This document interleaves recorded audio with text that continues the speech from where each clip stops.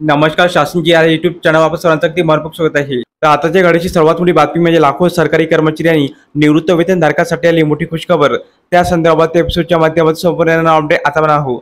तत्पूर्वी मी आपल्याला सांगू इच्छितो आपण चॅनल सबस्क्राइब करायला आजच्या अपडेट सुरू करूया। देशातील सरकारी कर्मचाऱ्यांच्या बाबतीत नवीन वेतन आयोग लागू करण्याबाबत प्रस्ताव तयार करण्यात आल्याची मोठी बातमी मीडिया रिपोर्टनुसार समोर येत आहे।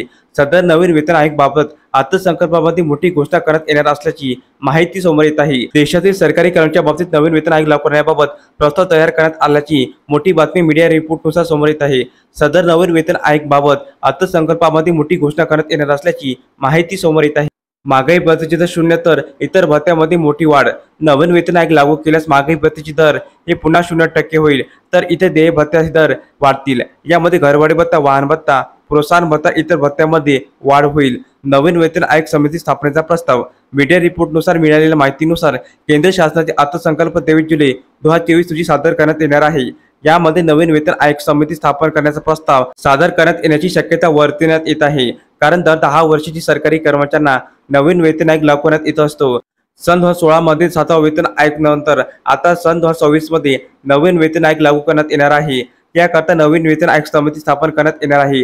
तर अशा प्रकारे सरकारी कर्मचारी नवीन वेतन आयोग म्हणजेच 8वा वेतन आयोग स्थापन करण्यासंदर्भात अतिशय महत्त्वपूर्ण अपडेट या एपिसोडच्या माध्यमातून आपण पाहिली आहे।